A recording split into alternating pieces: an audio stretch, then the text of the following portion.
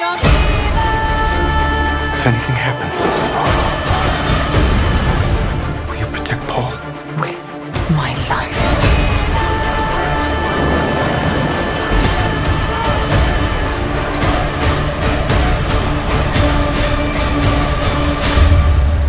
Écoutez les fans de Dune, soyez modérés.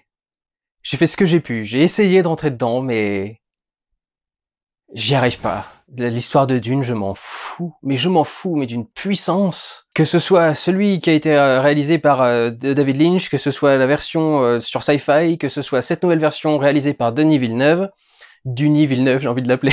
Je comprends pas pourquoi cette histoire fascine certaines personnes. Je pense qu'il y a vraiment le fait que ça devait être une des premières histoires vraiment space opéra qui existent. Elle a inspiré une bonne partie du reste du genre du space opéra, mais personnellement, je n'arrive pas à m'y intéresser. Je sais pas ce qu'il y a, parce que il y a plein de choses dans cette histoire qui sont censées m'intéresser de base. Dune est donc l'histoire de Paul Atreides, qui est un jeune homme qui semble être destiné à être l'élu d'un peuple.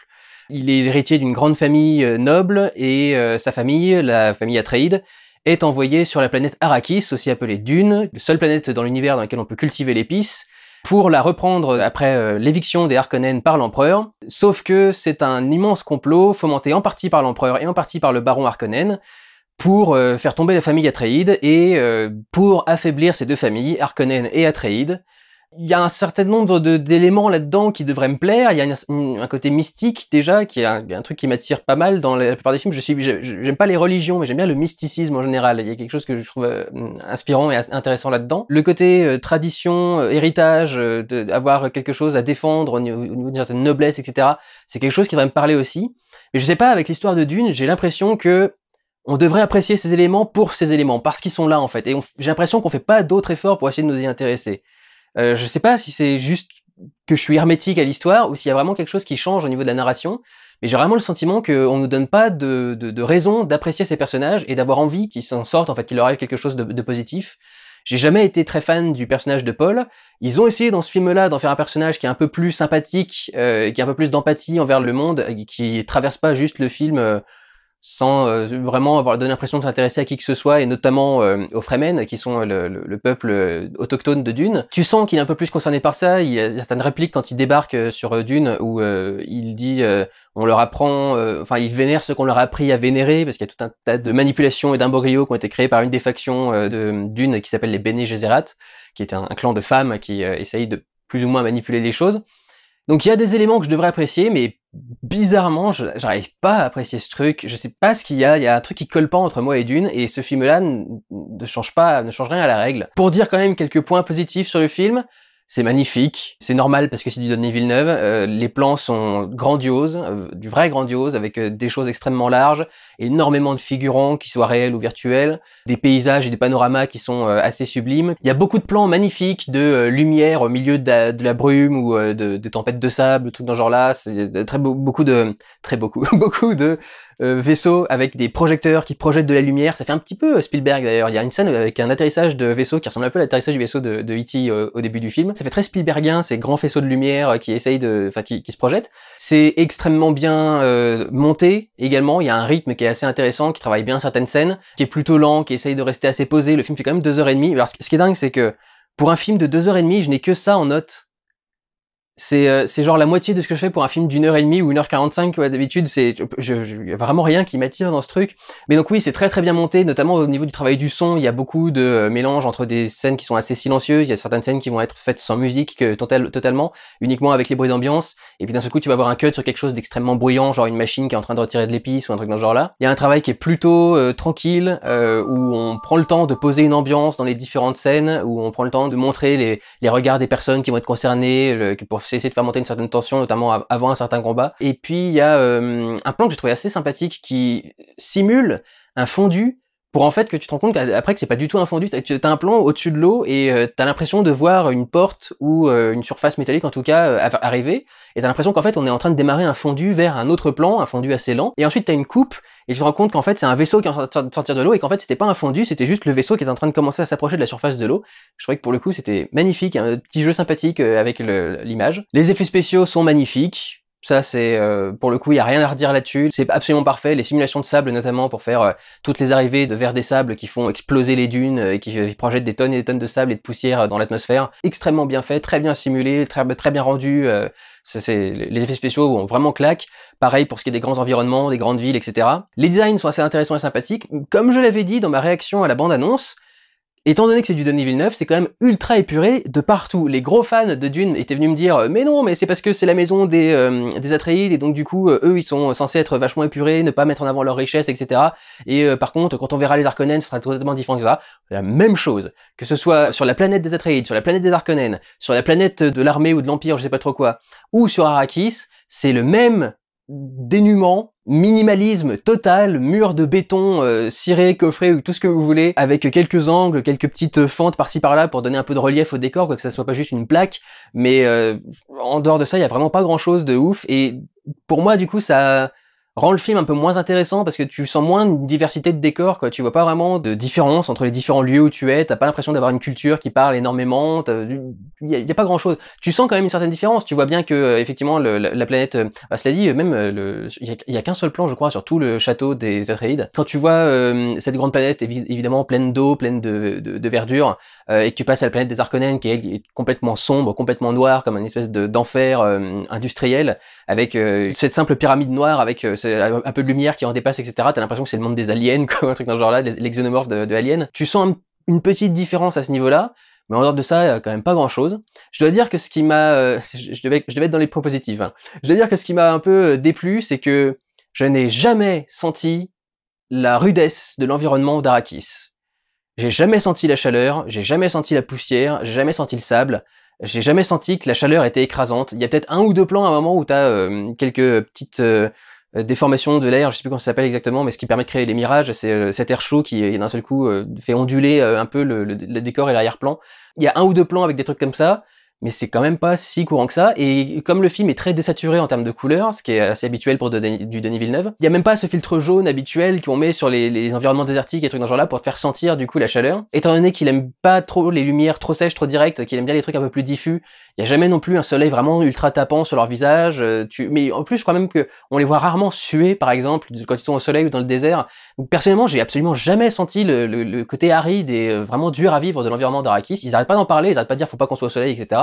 T'as quand même l'impression que c'est pas si insurmontable que ça. Mais pour revenir à du positif, c'est gigantesque, c'est grandiose, il y a beaucoup de plans sur des vaisseaux qui sont magnifiques, beaucoup de plans qui mettent en rapport les vaisseaux avec un certain environnement, il y a ce gros plan avec la grosse boule, la principale qui se pose avec les rangs d'oignons de soldats qui sont en face et qui du coup te font un rapport d'échelle entre la taille de ce vaisseau et la taille du reste. Il y a beaucoup de plans comme ça où les vaisseaux remplissent absolument tout le cadre, s'ils remplissent pas le cadre, s'ils débordent pas du cadre, on va toujours mettre des humains pour faire un rapport d'échelle entre les deux, c'est jamais juste le vaisseau isolé comme ça. Il y a des plans qui sont absolument grandioses pour faire ressentir la démesure de la destruction à un certain moment, puisque on va attaquer du coup la famille Atreides, et il y a un plan qui est magnifique sur une explosion qui est vue depuis le ciel avec la lumière de l'explosion qui étire des ombres un peu partout sur l'environnement, et d'un seul coup t'as un vaisseau qui passe en silhouette et qui remplit absolument tout le cadre et qui le ferme, donc t'as vraiment ce côté destruction absolue, vu à quel point ça impacte même l'environnement au niveau de la lumière, et puis l'ombre qui arrive sur l'image. Ça dit, c'est un plan qui a aussi fait Star Wars 7 au début du film, donc jusqu'où est-ce que c'est ultra intelligent et beau en termes de mise en scène, je sais pas, mais voilà, en tout cas, il y a un plan comme ça. D'ailleurs, il y a toujours ce vaisseau en forme ronde avec une espèce de parabole au milieu qui ressemble un petit peu à l'étoile de la mort. Il y a ce plan magnifique sur un vaisseau qui vient de se faire toucher, qui perd de l'altitude et qui va s'écraser au sol, mais hors cadre, il sort complètement du cadre, et en même temps, tu vois toute une armée qui est en train d'avancer, et d'un seul coup, l'armée et le cadre sont remplis par l'explosion du vaisseau qui vient de s'écraser par terre. Donc tu vois quand même qu'il y a un côté assez impressionnant et grandiose à tous ces éléments. Et je dois dire qu'un des rares trucs qui a réussi à me faire sentir quelques frissons et à me mettre un petit peu dans le film, c'était les visions qu'a Paul, puisque Paul est donc un être un peu particulier, un élu, etc. Je vous laisse voir le film si vous voulez en savoir plus, mais un être élu qui a certaines visions et qui a certaines capacités, certains pouvoirs, dont on voit d'ailleurs à quel point George Lucas s'en est inspiré pour ses propres trucs. Je veux dire, ce ne sont pas les droïdes que vous cherchez, etc. Tu vois exactement d'où ça vient par rapport à Dune. Et puis l'environnement de Tatooine, cette grande planète qui est entièrement un désert. Et je dois dire que, effectivement, pendant la scène, notamment la scène du test, il y a quelque chose qui, effectivement, m'a un petit peu pris, quoi, avec l'arrivée de la musique, etc., le regard que faisait Paul. Au niveau performance j'y viendrai un petit peu après. Je voudrais finir sur les bons points. La musique aussi est très très cool. Il y a une musique qui est assez grandiose aussi et qui aide à faire un côté grand spectacle. Beaucoup de voix assez gutturales, qui murmurent, etc. Il y a cette nana qu'on entend dans la bande-annonce qui est le Modiba, j'arrive pas à le faire là, mais du coup voilà, il y a beaucoup de voix un peu chamaniques comme ça qui donnent un côté assez mystique à la musique. Et puis surtout, toutes les musiques en gros, c'est la note sourde de Arrival quand ils arrivent dans le vaisseau au tout début, et que t'as cette note ultra forte et grondante qui est au-dessus du truc. Toutes les musiques sont comme ça, c'est un peu que les trucs dans ce genre-là. Tu vois un petit peu en quoi Arrival est un peu un travail pour arriver à Dune, notamment sur la gestion du vaisseau d'ailleurs. Pareil, les plans sur les vaisseaux, les gros plans sur certaines parties qui remplissent tout le cadre, etc. C'est quelque chose qu'il a aussi beaucoup travaillé dans Dune. Donc voilà, ça c'est pour les points positifs. Pour ce qui est du casting et de la performance, bizarrement, je trouve qu'il n'y a pas tant de choses que ça qui permettent d'en parler. Il y a Rebecca Ferguson qui joue très bien parce que tu vois qu'elle est très travaillée par certains trucs. Il y a tout le moment où Paul est en train d'être testé par la mère de Bene Gesserit. Elle est en panique absolue et elle la joue d'une façon qui te fait ressentir vraiment tout le danger et l'importance de ce qui est en train de se passer. Tu vois vraiment que la vie de son fils est en jeu, quoi. Mais après, c'est une des rares scènes qui lui permet vraiment d'exprimer quelque chose en termes de son registre d'actrice. Oscar Isaac, il est égal à lui-même. Timothée Chalamet, qui est mon gros point noir avec ce film, j'ai vraiment je ne supporte pas cet acteur. Et grosso modo, il a le jeu qu'il a habituellement, quoi. Il a ce jeu assez détaché, assez froid. Alors quelque part, ça colle un petit peu apparemment au personnage de Paul Atreides. Il fait peut-être un petit peu jeune, mais en même temps, on lui reproche directement dans le scénario. On dit, comment est-ce que tu pourrais être est-ce qu'on lui dit le Kwisatz Haderach? Ou non, c'est Shaib, comment il s'appelle ça? Le Lisan al-Gaib, ou un truc dans ce genre-là? Qui est non, Shaib, c'est le ver des sables. Donc le Lisan al-Gaib, qui est une sorte d'élu dans le langage Fremen. Et on lui dit, comment est-ce que tu pourrais l'être? Tu ressembles à un enfant. Donc tu vois qu'il y a quand même une raison d'avoir ce truc-là, mais je trouve que le personnage est pas si attachant que ça. Il a rien fait de spécial pour me donner envie de le voir continuer à avancer dans l'histoire, pour m'attacher à lui, pour avoir envie que sa famille s'en sorte, etc. Vraiment, enfin en termes d'acteurs et de jeux d'acteurs, j'ai du mal à voir vraiment quelque chose de vraiment prenant et fascinant là-dedans. J'ai aussi le sentiment que je suis désolé, hein, ça va être un peu méprisant, mais on se branle un peu la nouille sur le contenu de cette histoire. T'as des scènes entières de Wikipédia avec des livres-films, je crois qu'ils s'appellent ça, qui expliquent certains trucs, genre la marche des hommes des sables, ou que une partie de la population, de la végétation, je veux dire, et de la faune de Arrakis, et tu te dis, c'est peut-être un peu beaucoup, c'est pas si complexe que ça, c'est pas si incroyable que ça à gérer comme univers. Je sais pas à quoi sert cette espèce de grosse araignée avec des mains humaines noires qu'ils ont foutu dans le truc, je sais pas ce que c'est exactement. Il me semblait qu'il y avait pas d'aliens dans l'histoire de Dune, mais il doit quand même y avoir une faune locale malgré tout, donc je sais pas, c'est des espèces d'araignées locales de je sais pas quelle ville, mais de quelle planète, mais ouais, je trouve que on en fait un peu trop pour quelque chose qui est quand même assez simple, quoi. Bon, il y a un groupe qui est de mystiques qui sème des légendes et qui prépare tout un plan, etc. T'as des tenues pour récolter ton eau dans le désert. Faut faire attention à tes pas quand tu pourras pas tirer les vers. Enfin voilà, c'est pas monstrueusement compliqué non plus, quoi. Je trouve qu'on en fait un peu trop sur l'univers de cette histoire. Et parlons de l'histoire justement. Le lieu de coupe de Denis Villeneuve, je le trouve un peu sec. Je trouve surtout que le plan pour marquer la fin de l'histoire est pas du tout marquant. Je sais pas, j'ai l'impression qu'il a pas coupé là où il voulait couper à la base, ou qu'ils ont pas eu le temps de rendre le plan de fin, mais c'est un plan très bête sur toute une colonie qui est en train de marcher de dos. Tu vois même pas Paul véritablement distinctement dedans. T'as pas genre un gros travelling arrière de la caméra qui va finir en plan aérien pour te donner un gros plan sur Arrakis. T'as pas un plan sur le village des Fremen pour t'impressionner avec leur environnement et où est-ce qu'ils vivent. Et t'as même pas véritablement de réelle interaction avec les Fremen.